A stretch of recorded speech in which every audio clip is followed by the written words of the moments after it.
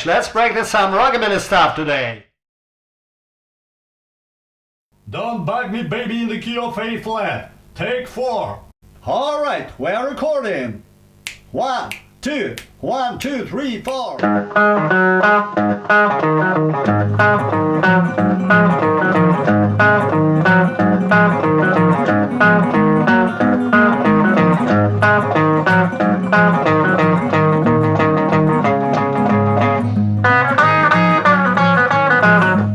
First of all, no, it's not a mistake.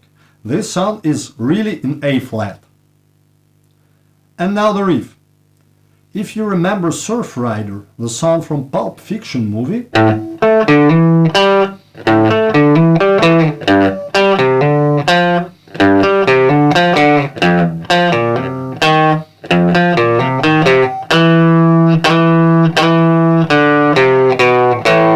that's actually it. But in A flat and without hammer-ons.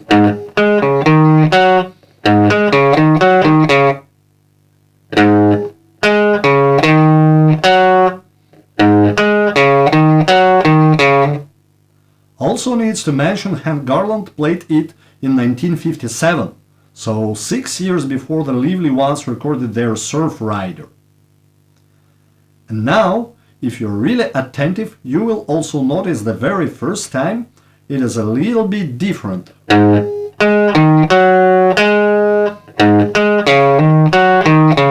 So again, instead of, and the riff goes through all chord changes, but starting from E flat there is no riff anymore. Let me play that part.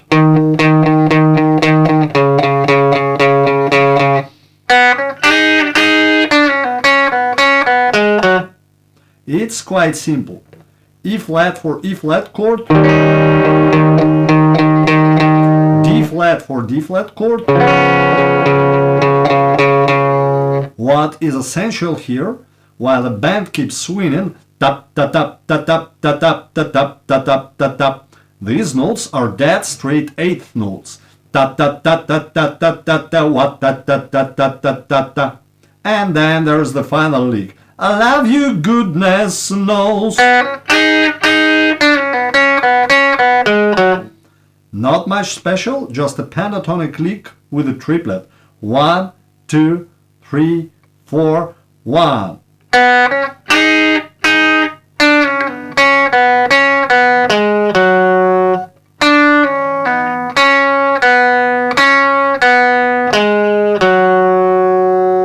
So that was it. The first verse is based on the riff. In the second there is no riff. Third verse again has the riff. In fourth there is no riff. Then we have the solo, and then again in fifth verse there's the riff. Sixth, no riff. So it kind of gets back and forth between riff and no riff.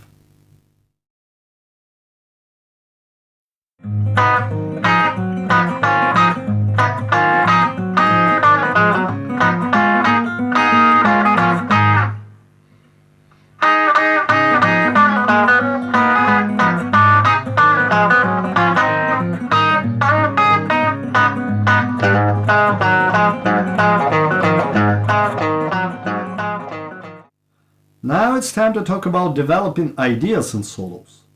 Look, Hank Garland plays the first two notes, 1, 2, 3, 4, 1, 2, 3, 4. And then he derives the next one from it, 1, 2, 3, 4, 1, 1. So he repeats it twice, and then he kind of summarizes what has been said so far, 1, 2, 3, 4, 1, and...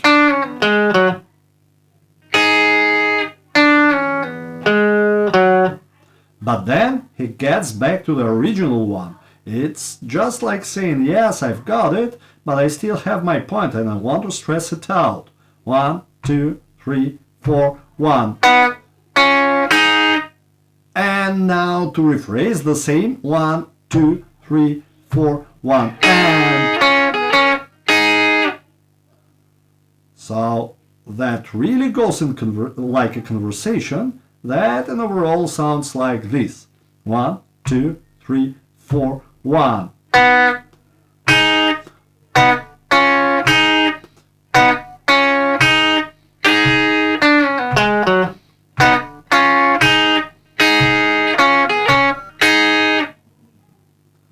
And now the refrain, starting from D flat chord.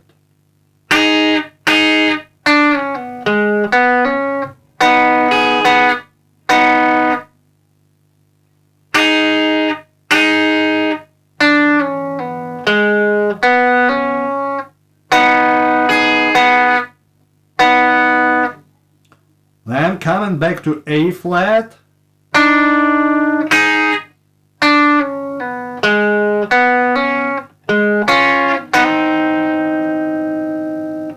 And the turnaround.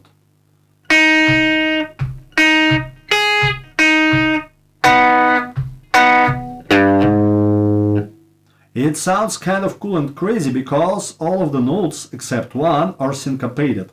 1, 2, 3, 4, and 1, 2, and 3, and 4, and 1, 2, 3, and 4, and 1.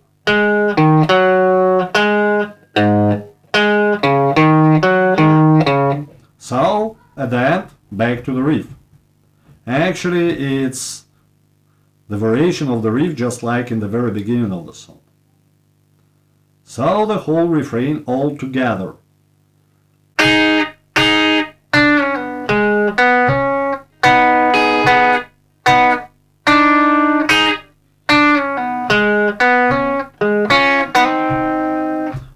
1, 2, and 3, and 4, and 1, 2, 3, and 4, and 1.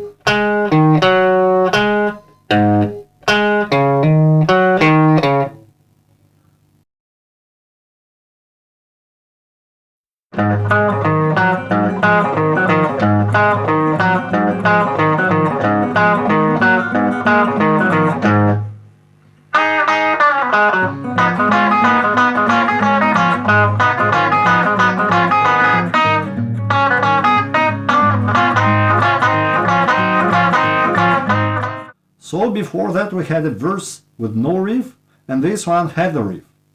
And then there is the refrain. It is based on a cool polyrhythmic lick. 1, 2, 3, 4, 1. Or just with humming. 1, 2, 3, 4.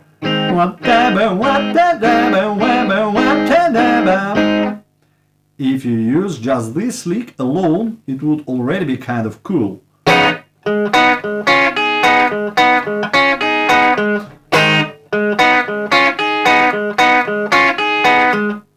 You can actually play this thing infinitely for practice and fun. 1, 2, 3, 4, 1.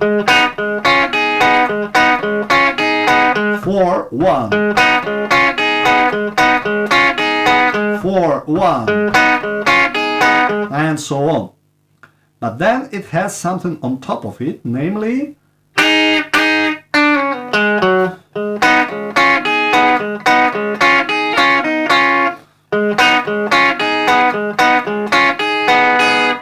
so first, there is this familiar pentatonic lick with the triplet,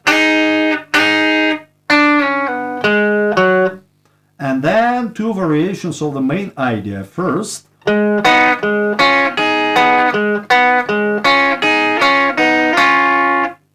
and then the second variation,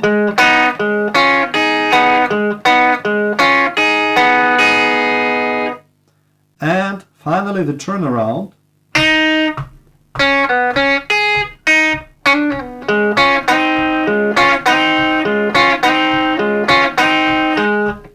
Let's try to sing it.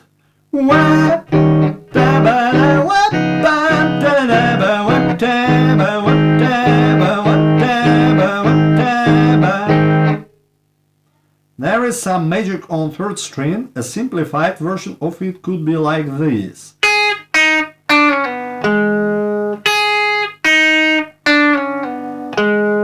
In reality, there is one more very short note. just like a grace note before a grace note. And then we have a super tasty lick to prepare for the next verse.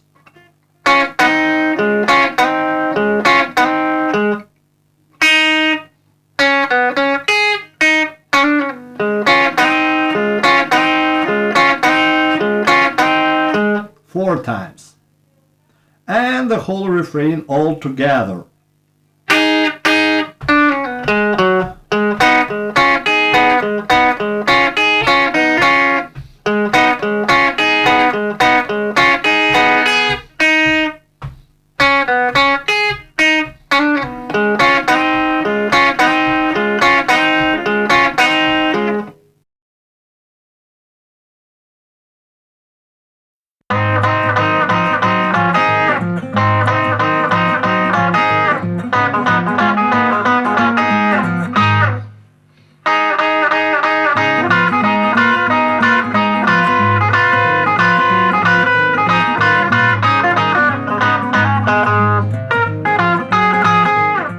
Again, the previous one was based on the riff, so here we have no riff. Or, actually, we have a different riff.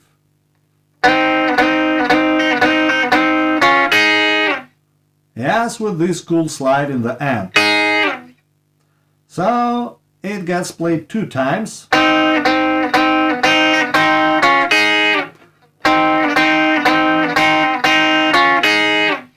And then there is kind of a variation for the D flat chord.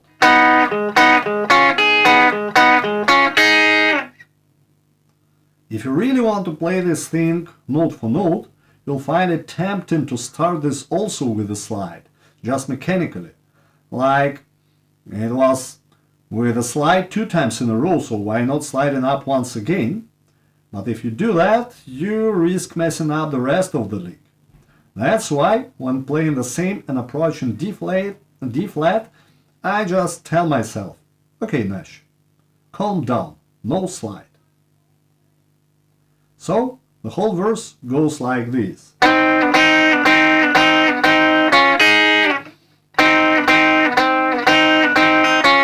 Now no slide.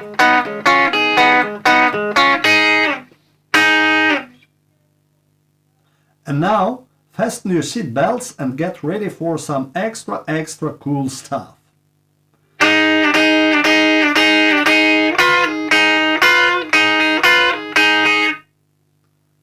With this double stop, first to play it once, then twice, and then again once.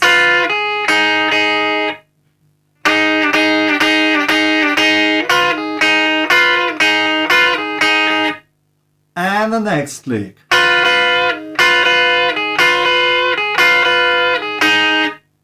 Here, Garland kind of sends a message to Chuck Berry. Hey, I know what you are doing there in Chicago, but I'm not really worse. And the next lick is a timeless double stop rockabilly classic.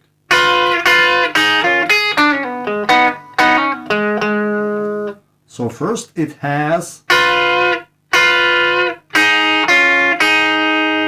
and then,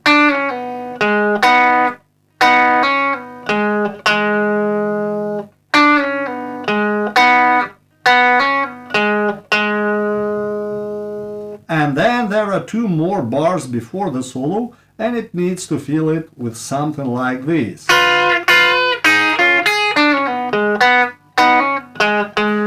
Hey!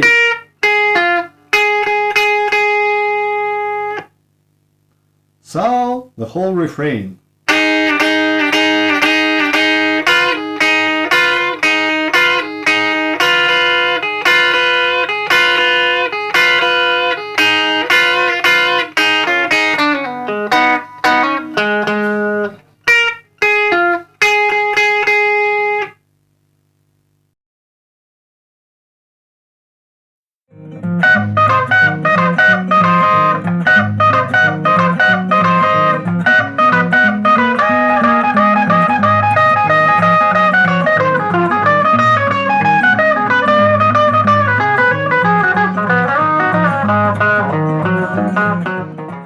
before we dive into, let's briefly discuss some fingering considerations. A bigger part of the solo is based on a pentatonic, so in theory could be played using the very standard pentatonic shape.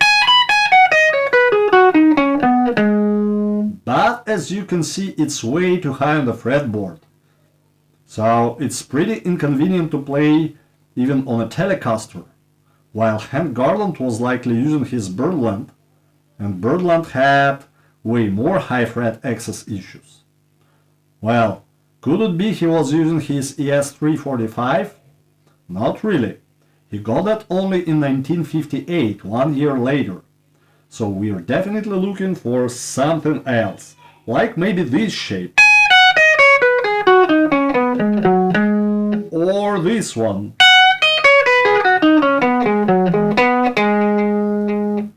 In fact, both should be there, because on one hand, at some point we will have to reach to this note, but at the same time, the solo contains licks like this.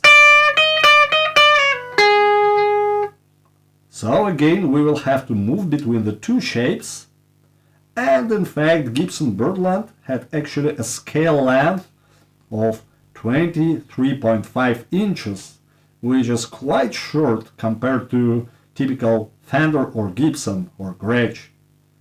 So moving between shapes and stretching fingers was probably not a big issue for Garland, while I have to admit that I had to learn this solo actually 2 or maybe even 3 different times, just to figure out the way of playing that would be comfortable for me. So I would encourage you to experiment and to find yours. And if your fingering is different, please share it in the comments. And now the solo. It starts with these double stops.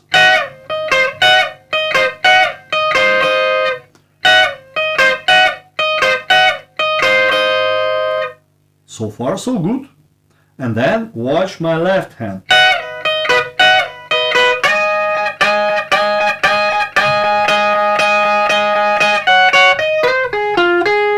So I play the topmost one with my ring finger. The next one I'm using index and again ring. And I'm using the same ring finger for the slide. And jumping down to 11th fret in the end. So it's one of those moments when a shorter scale could be useful. So the whole lick,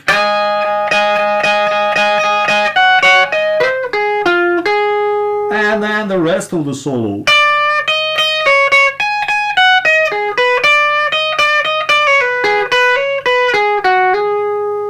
So I started with the pinky, doing this micro bend on the second string, and then I have to reach 16th fret with the pinky. And going back to the previous pentatonic shape.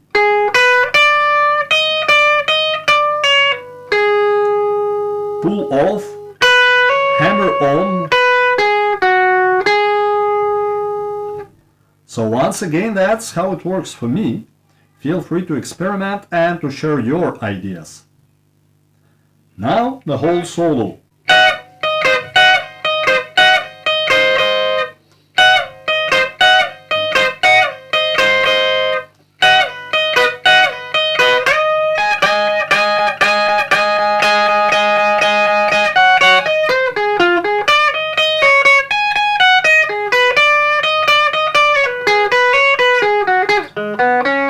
Wait, what's this? If Garland really played this whole thing in one go, I mean jumping down across half of the fretboard in real time, so if it wasn't two separate takes glued together, then he was a man. And now look also at how seamlessly does this final lick evolve into the main riff of the song.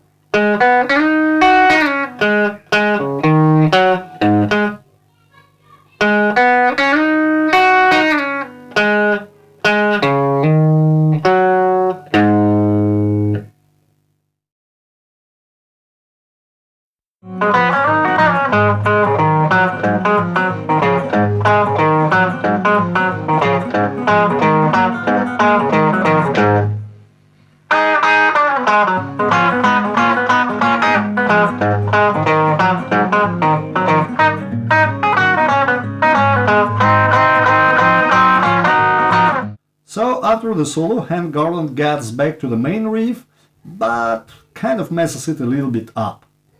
That's totally fine. I would also probably mess it up after such a solo. Here is what's going on there.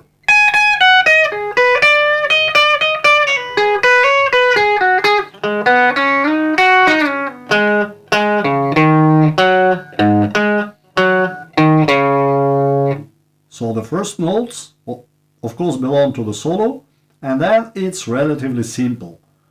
Wa da da da da, wa da da da da, wa da da da da, wa da da da da. Then for the rest of the verse, he gets it under control and plays the normal riff.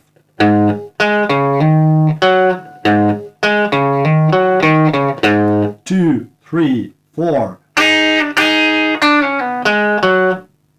So a pretty familiar lick in the break. And now more cool licks.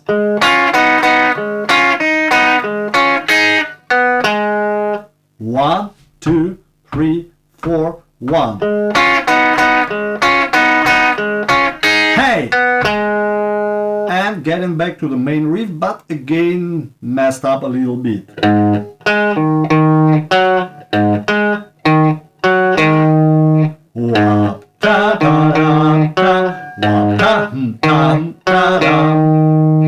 And the final one.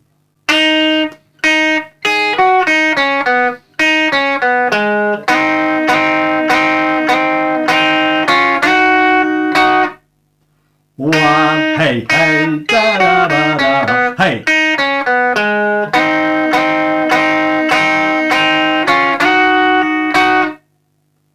Now all together.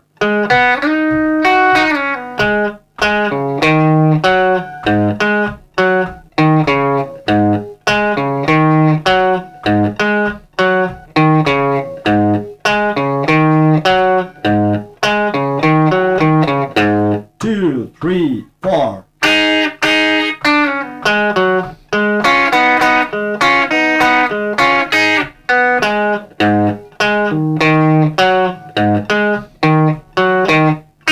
Hey, hey.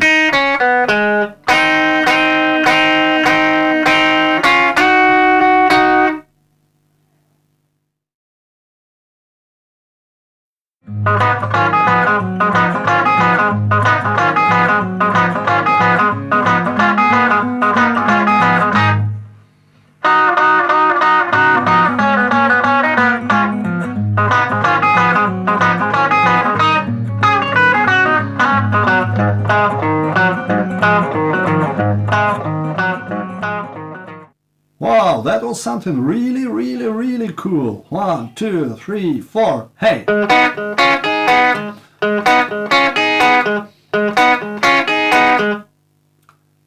So it's dead straight eighth notes that are played while the rest of the band keeps swinging, and it goes through the chord changes 6 times in a row, I think. I guess I know how it actually happened. Imagine yourself playing a third set of some gig. You're already a bit tired and probably running out of ideas, so you start playing some really stupid thing, just mechanically moving your fingers, but more often than not, it turns out to be a cool stupid thing. Hey! Hey! And then, during the break, there is the double stop. Well, I want loving and I want you, baby, baby, darling. It might look complicated, but actually is easy to memorize. First, and I want loving and I want you, baby, baby, don't. Starting from don't, it's 2 times the double stop, don't. Then 2 times this. and the final part. Baby, don't.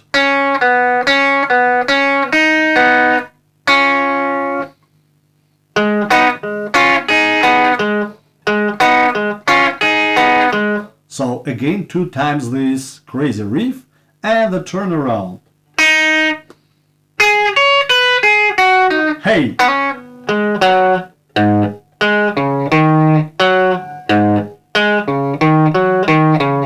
And fading out on the main riff. Now, all together. 1, 2, 3, 4. 1, 2, 3, 4, 5, 6, 2, 3, 4. 1, 2, baby, baby, down. Hey! Hey! Hey!